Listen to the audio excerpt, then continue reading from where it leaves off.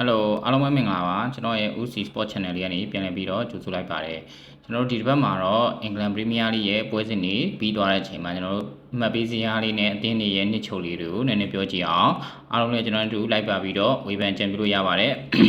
ကျွန်တော်တို့ဒီတစ်ပတ်မှာဆိုလို့ရှိရင်လီဗာပူးက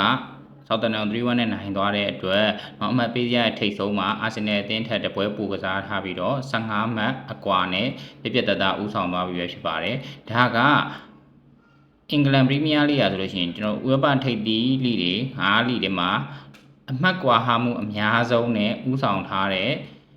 တခုတည်းသောလိဖြစ်သွားပြီပေါ့နော်ကျန်တဲ့ဟာဆိုလို့ရှိရင်အဲ့လောက်အမှတ်မကွာဘူးပေါ့နော်ဒါကတော့လီဗာပူးကတော့ဒုတိယနေရာထက်ကို15မှတ်သားနဲ့ဥဆောင်နေဆိုတော့လုံးဝကိုကျွတ်လွတ်လွတ်ဥဆောင်ထားတဲ့လိတစ်ခုလည်းဖြစ်ပါတယ်ပြီးတော့ကျွန်တော်လက်ကျန်ပွဲစဉ်တွေမှာလီဗာပူးက3ပွဲနိုင်တပွဲတည်ရလက်ရခဲ့ပြီဆိုတာနဲ့အာဆင်နယ်အသင်းရဲ့ရလက်တွေကိုကြည့်စရာမလိုဘဲနဲ့ဖလားရရှိသွားတော့မှာဖြစ်ပါတယ်အာဆင်နယ်အသင်းကတော့မနေ့ကမန်ယူအသင်းနဲ့ကစားတဲ့ပွဲမှာတကူနဲ့တည်ကြသွားတဲ့အတွက်ပြောရမယ်ဆိုလို့ရှိရင်သူကဒီချန်ပီယံဖြစ်ဖို့ခွင့်ရလုံးဝမရှိသလောက်ကိုနည်းသွားပြီသူက3နှစ်ဆက်ဒုတိယနေရာနဲ့ပဲကျင်းနေဖို့ရာခိုင်နှုန်းများသွားပြီပေါ့နော်အဲ့ဒါပြီးလို့ရှိရင်တော့ကျွန်တော်တို့ကစနေညမှာခံခဲ့တဲ့ Forest နဲ့ Man City အသင်း Forest ကအဲ့ဒီညမှာ1-0နဲ့နိုင်ခဲ့တဲ့အတွက်အဆင့်3နေရာမှာပဲဆက်လက်ရည်သွားပြီးတော့ Man City အသင်းကတော့အဲ့ဒီမှာ Forest ကိုရှုံးလိုက်တဲ့အတွက်အဆင့်4နေရာမဟုတ်တော့ဘဲနဲ့အဆင့်5နေရာအထိကိုဆင်းပေးလိုက်ရပါတယ်။ဘာဖြစ်လို့လဲဆိုတော့မနေ့ညကကန်ခဲ့တဲ့ Chelsea နဲ့ Leicester အသင်းမှာ Chelsea က1-0ဆိုရရလက်နဲ့နိုင်ရတာဖြစ်တဲ့အတွက် Chelsea ကအဆင့်4နေရာအထိကိုတက်သွားပြီပဲဖြစ်ပါတယ်။အဲတော့1 2 3 4 5ဒီဟာတွေကလောလောဆယ်မှာတော့အရင်မကွာဟဘူးဆိုပေမဲ့เนาะဒီကွာနေပါပြီ။အဲ့တော့ကျွန်တော်တို့ဒီမနေ့ညကရရှိခဲ့တဲ့မန်ယူနဲ့အာဆင်နယ်ပွဲမှာ1-1တည်ရလက်ကတေချာတာကတော့ဒီရာဒီမှာမန်ယူကတန်းဆင်းစရာမလိုတော့ဘူးပေါ့နော်ဘာဖြစ်လို့လဲဆိုတော့တန်းဆင်းဆောင်မှတ်ပေးစရာနဲ့သူတို့တော်တော်ကိုကွာဟသွားပြီပြီးရင်တော့သူအနေနဲ့လက်ကျန်ပွဲတွေမှာအရင်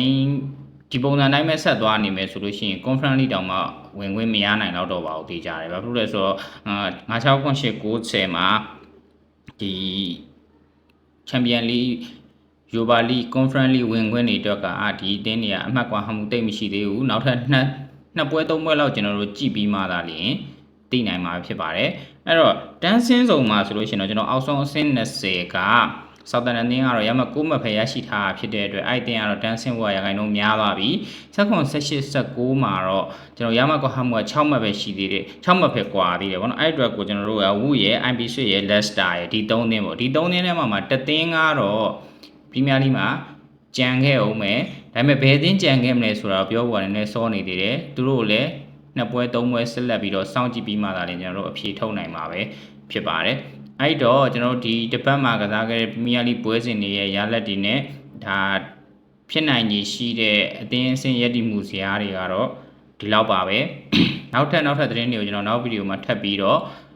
ပြောပြပေးတော့ပါအောင်မယ်အားလုံးကိုကျေးဇူးတင်ပါတယ်ကျွန်တော် channel လေးကိုလည်း like and share subscribe လေးလုပ်ပြီးတော့ support ပေးသွားလို့ရပါတယ်အားလုံးကိုကျေးဇူးအများကြီးတင်ပါတယ်